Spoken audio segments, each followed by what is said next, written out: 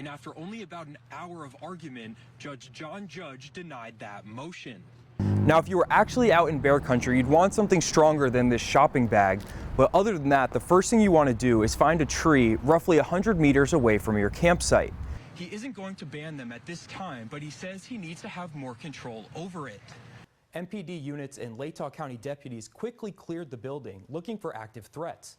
This one proving as an example of staying prepared, as one of the families of a home that caught fire was all asleep. A few streets were closed earlier this week due to the flooding, but today more crews were out to make driving conditions as safe as possible. Moscow police believe Koberger returned here to the King Road home about 5 hours after the students were killed. Now remember, that 911 call didn't come in until around noon for the report of an unconscious person. University President Scott Green addressing the investigation Friday night, sending an email to students and staff calling this investigation a top priority. Allegations of abuse, physical, mental, and emotional, coming from over a dozen University of Idaho volleyball players against head coach Chris Gonzalez.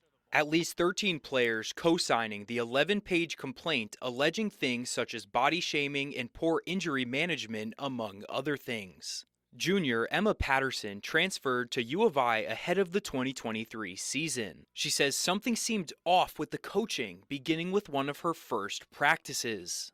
You know, the way he was talking to girls, the way he was just trying to instill complete and utter control through fear was really not something I'd ever experienced. And you know, I've had hard coaches, I've had people who are heavy on discipline.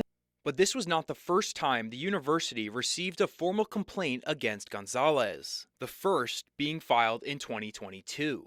Patterson says she has heard and read the accounts from other players.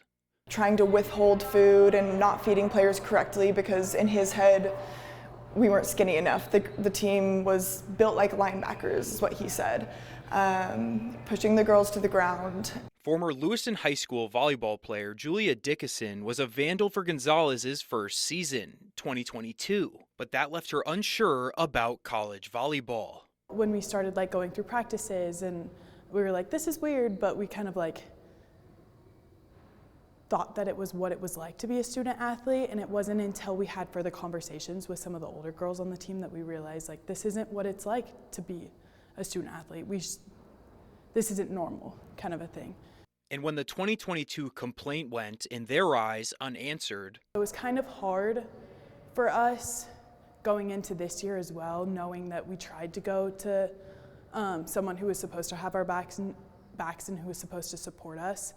According to Patterson, when we first started, it was very much wanting a change and wanting protection.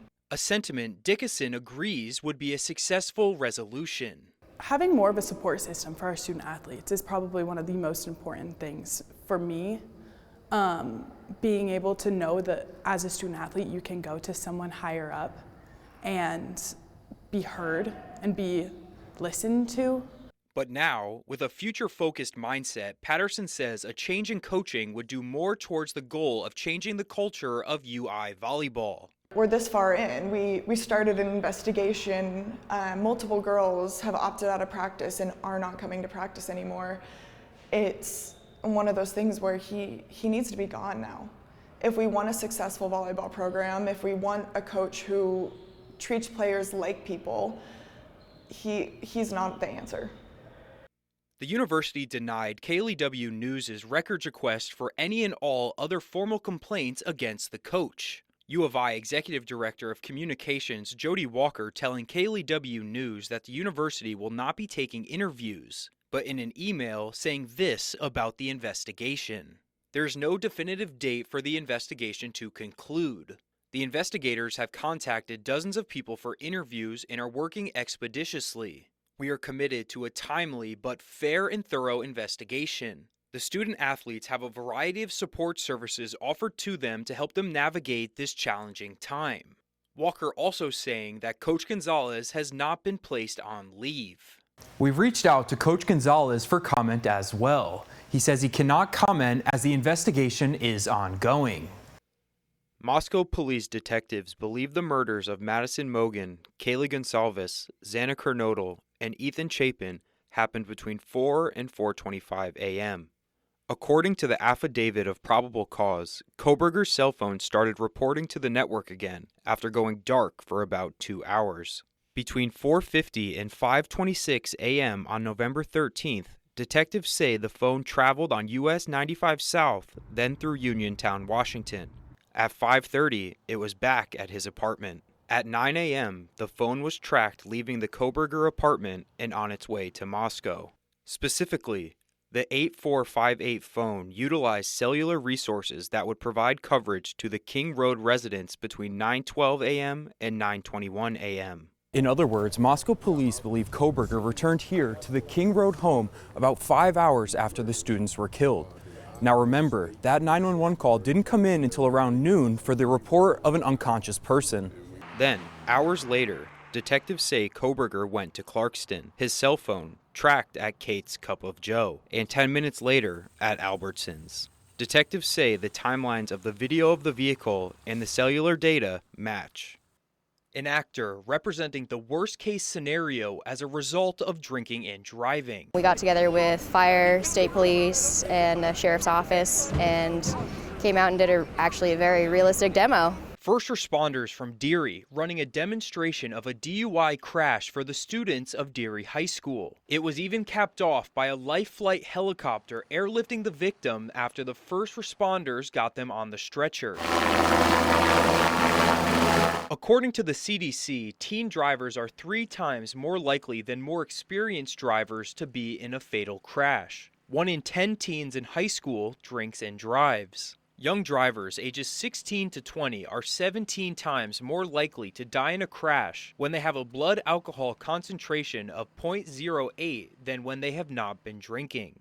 A danger Patrol Deputy Riley Harkins wants the students to understand. There are way more drunk drivers than people probably realize, and we're always trying to get them off the road. So if we can give demos like this, then it gives the kids something to understand and see and really sink in. According to the National Highway Traffic Safety Administration, car crashes are a leading cause of death for teens, and about a quarter of fatal crashes involve an underage drinking driver. In 2021, 27% of young drivers 15 to 20 years old who were killed in crashes had BACs of 0.01 or higher. Deputy Harkins says that the time of year also plays a role. We have a lot of collisions in the summer, call it the 100 deadliest days as far as road safety goes. And we also have a lot of events going on, end of year, graduations, prom, stuff like that. So the risk is higher.